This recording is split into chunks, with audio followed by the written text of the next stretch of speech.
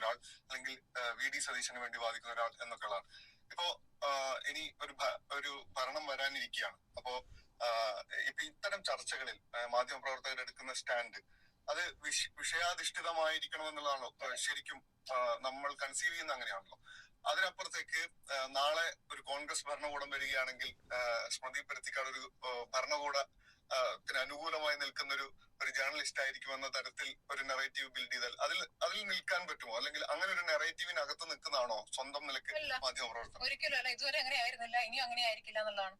ഒരു സർക്കാർ വന്നാൽ സർക്കാരിനെ പ്രതീക്ഷയോടെയാണ് നമ്മൾ നോക്കുക, സർക്കാർ എങ്ങനെ പ്രവർത്തിക്കുന്നു എന്നുള്ളത്. ഇപ്പോൾ പ്രതിപക്ഷ നേതാവാണെങ്കിൽ കുറെ കാര്യങ്ങൾ പരിശോധിച്ച ഒരു തരത്തിൽ പഠനം നടത്തിയാണ് മുന്നോട്ട് വന്നിരിക്കുന്നത് പറയാം. അദ്ദേഹമാണോ മുഖ്യമന്ത്രിയാണെന്ന് നമുക്കറിയില്ല. മുഖ്യമന്ത്രിയാവുകയാണെങ്കിൽ അദ്ദേഹം ഈ പറഞ്ഞ കാര്യങ്ങളൊക്കെ നടപ്പാക്കുമെന്ന് നമ്മൾ നോക്കും. അങ്ങനെയല്ല എങ്കിൽ ഉറപ്പായിട്ടും വിമർശിക്കുമല്ലോ. അങ്ങനെയാണല്ലോ മാധ്യമപ്രവർത്തനം മുന്നോട്ട് പോകും. ഒന്നാമത്തെ മാധ്യമപ്രവർത്തകർക്ക് വേണ്ട ക്വാളിറ്റീസ്